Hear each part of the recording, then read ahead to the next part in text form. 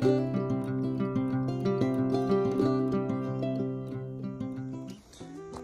morning, y'all. It's Rob Smith, your host of the Holy Rust Revival. It is late September in 2023, and it's actually feeling kind of nice in Mississippi this morning. I think we're down in the early low 60s today, so really happy and excited about that. I'm starting this video because I don't know what's going to happen today. I'm kind of sort of running solo here. Both of my boys are off doing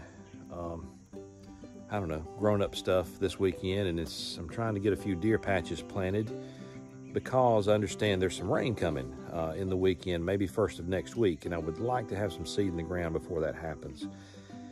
But when you're dealing with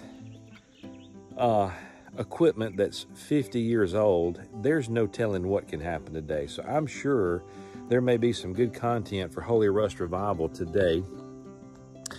So I've been spending the morning this morning kind of getting the junk together. This is an old Ford 5000 tractor that was purchased in 1971 by my father. I was born in 1973.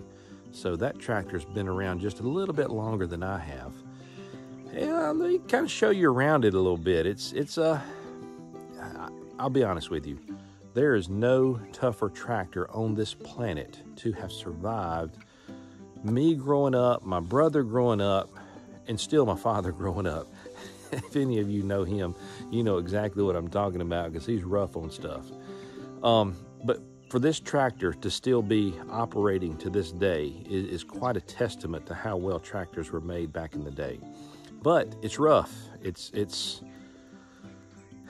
don't think it's been painted. Nothing has been done to it since 1971. So let me show you around a little bit.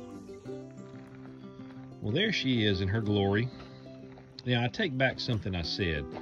The fact that it had never been painted, and apparently it has been painted because there's quite a bit of Bondo here. And I remember my father saying there was some damage to it at some point in its life.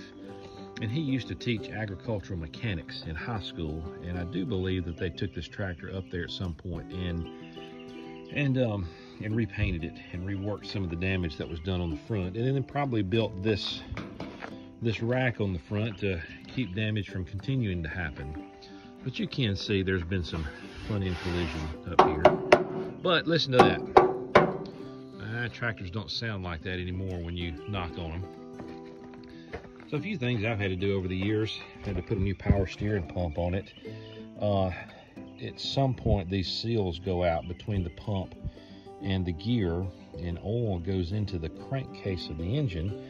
So if you ever drive one of these old tractors and you notice it's not losing oil but gaining oil, that's the reason why, is because the fluid out of this is going into there and then draining down into the oil crankcase, and every now and then you'll have to drain oil off.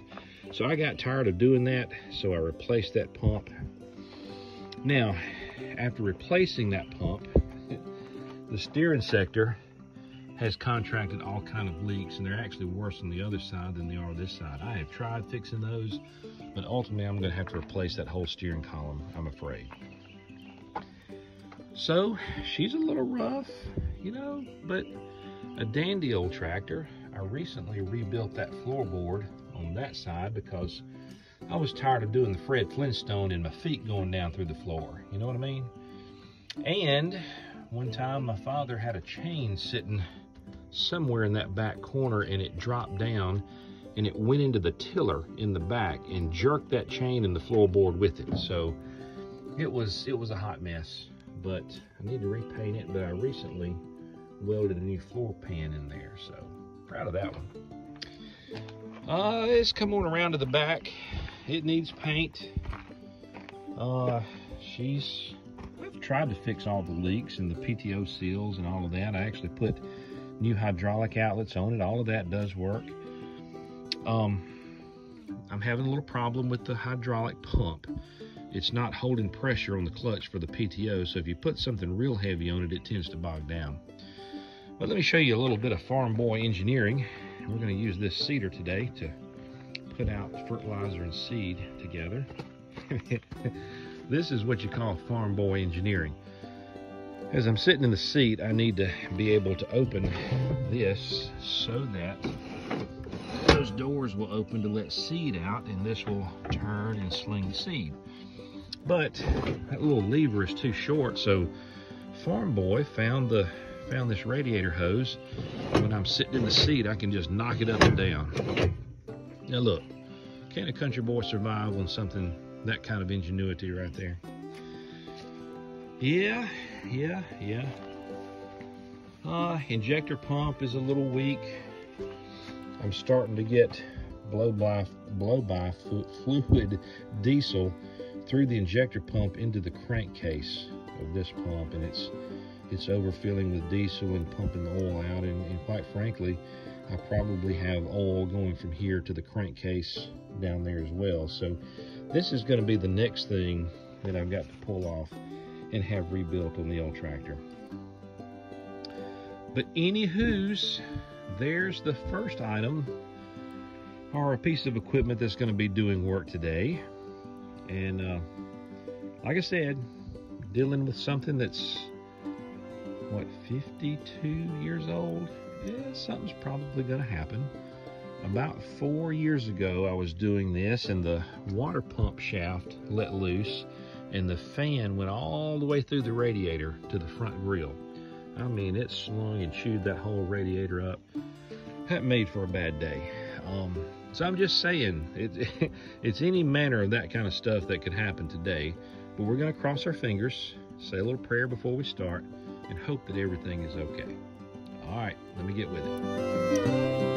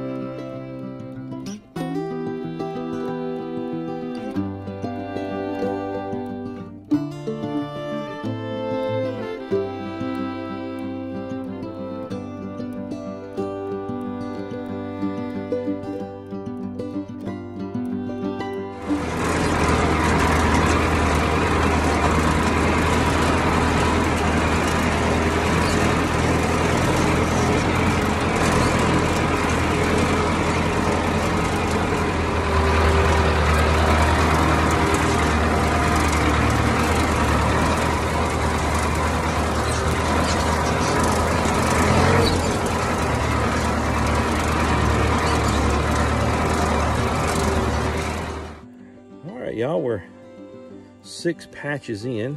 I believe that's right, 6 patches. And everything's running good. Cross the old fingers. I have good help today. I haven't asked if they would mind being on a video or not. I'm probably fixing to hear a grunt about that.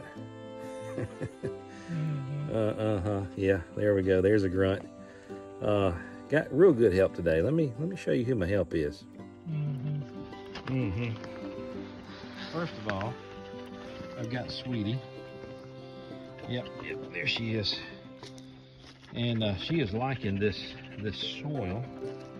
There, she's gonna lay her belly in it. There's actually a lot of moisture in this soil.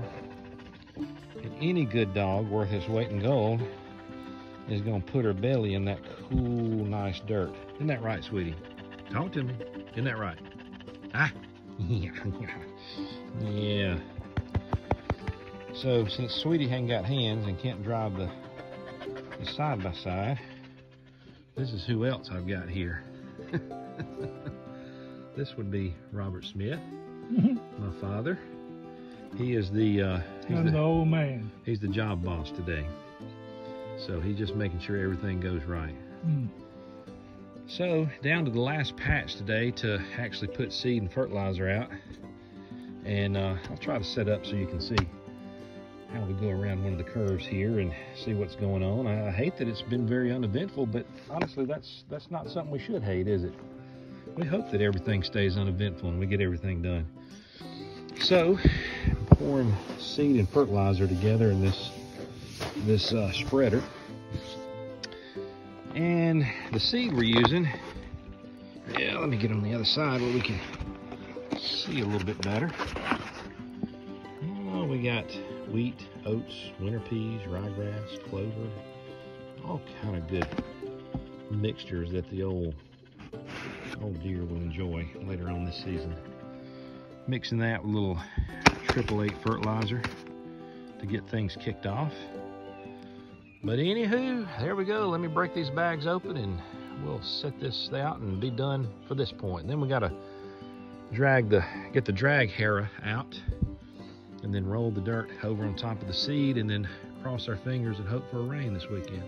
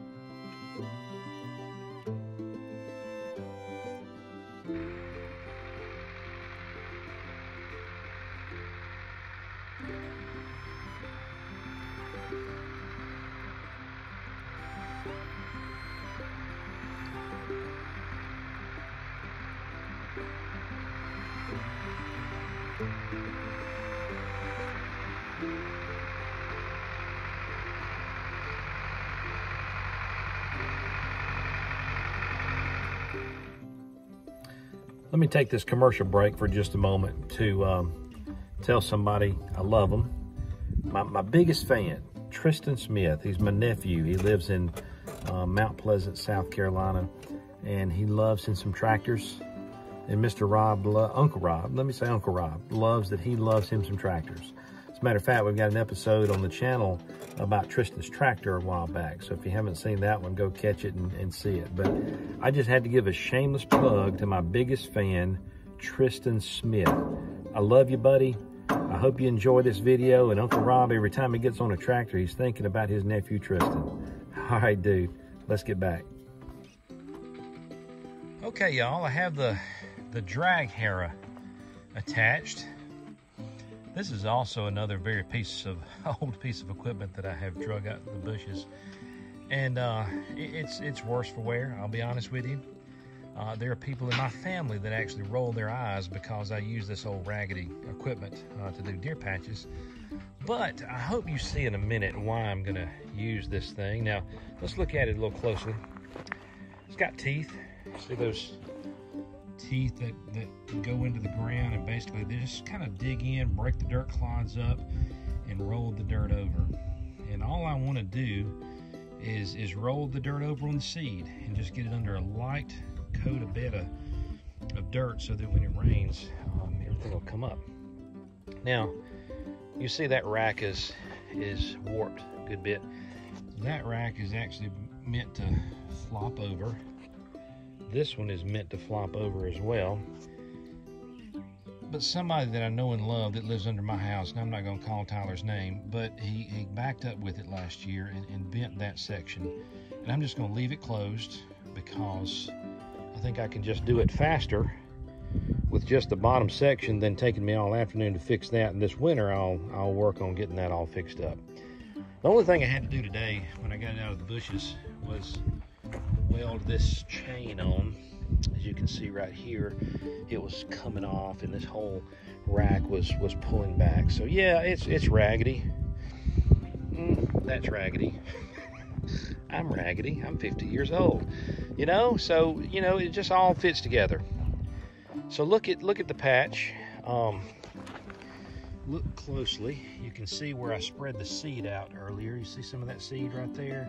All down through there. All of this seed and fertilizer we're going to be covering up.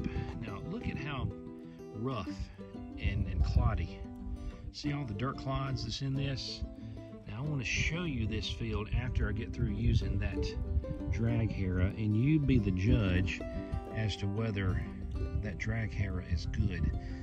It's going to create a nice smooth bed, and I need a flat place for my deer to walk around on. I don't need them walking over all these terraces. You know, we gotta treat our deer nice when they come in. You know what I'm saying? All right, let's crank the old mess up and get started.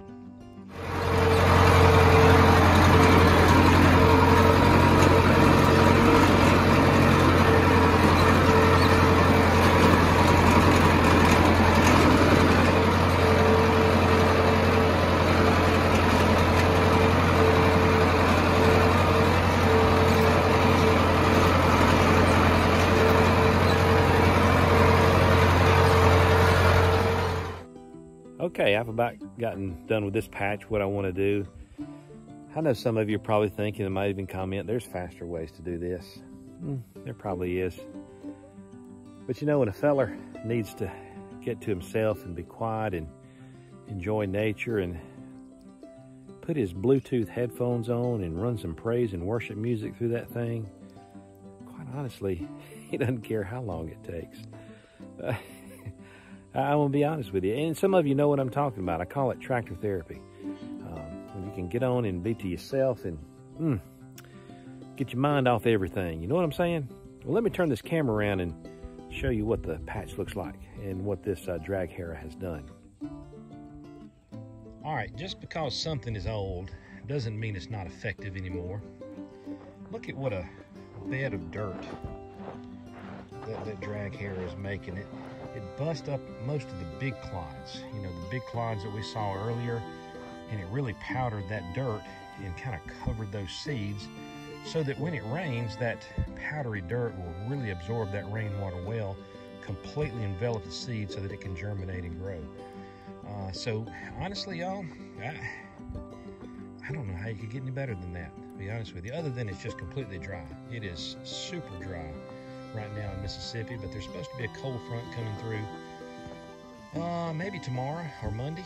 So hopefully, cross our fingers and say a little word of prayer that we'll get a good rain, and if so, that'll really set this patch off. And look, no terraces. The deer can walk right out now and be smooth and not have to worry about tripping over anything and having to work over the terraces. You know, you gotta be kind to your deer. You know what I'm saying? All right, I've got, let's see, 5 more patches to go, and if nothing else happens, we don't have any breakdowns, which we've gone well today, this might be a pretty lackluster video. And that would be okay. Honestly, it would. All right, let me get back with it, y'all.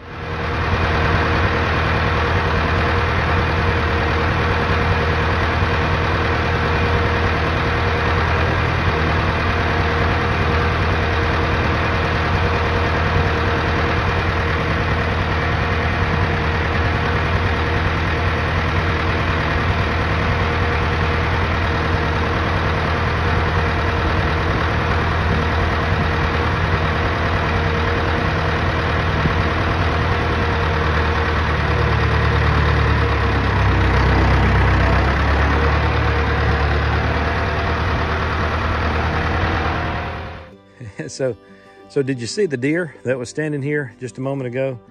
My motor was wide open. I was sitting right down there. The deer was actually standing in this patch of grass right here.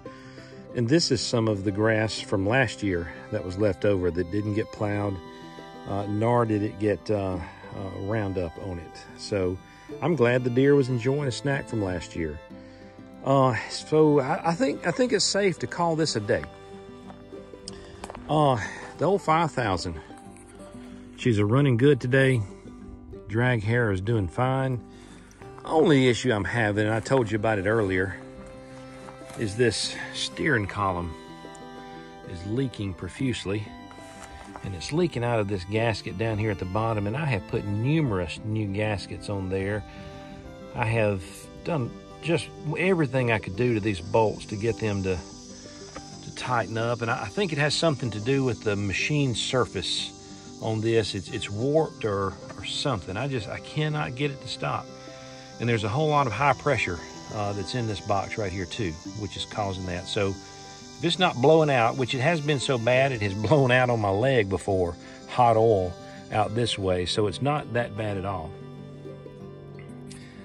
So we're gonna be good. Everything's good. We're gonna finish this day off, get all the patches planted. I wanted to show you this car door here. That's my old faithful stand. I call it the pasture stand. And this is where that deer was standing. And I have been hunting this place since I was a preteen. And it's been the most faithful stand that I've had. And I love it. It's just a haven. A haven. It's got good cover for the deer. It's got good behind us. We've got good oaks. You see these oak trees right here that'll be dropping acorns very soon. Good bedding. There's a creek back down here in this area for water. It's just a haven for wildlife down here. So I'm blessed. But let me turn the camera around and say something. So some of you might get a little upset that, you know, about all this whole deer hunting thing and all that. And I'm gonna be honest with you. I don't do it for the hunt. I don't do it for the kill. I do it because it's my responsibility to take care of God's creation and to help God's creation. And it's an honor for me to do that. If I were just doing it for the meat, I would not have spent $700 on seed this morning and $250 on diesel. Oh my goodness, I hope Lori's not watching this video. I got my business out there on the interwebs now, so got to be careful. But no, it's more about that. It's more about putting the things in nature to take care of nature. And, you know, God created us for that reason, to work the land and to take care of the animals and to do that. And also the animals are here to supply our need. And I'm not going to lie to you. There's going to be some deer hit the ground this year that I'm going to put in the freezer that's going to take care of my family for the remainder of the year. That's just the way God intended for it to be. So giving back to nature, taken from nature, that's just the way God blesses us. All right, y'all. Hope you've enjoyed this video. We're going to call it quits right here. Unforeseen anything major happen in the next 3 patches I do, I'll see you later. Thank you for watching this episode of the Holy Rust Revival. I know I get off on tangents a lot, but everything I do tries to center around old junky stuff that I'm trying to keep going, and hopefully it will help you in some way too in the future. Thank y'all. God bless.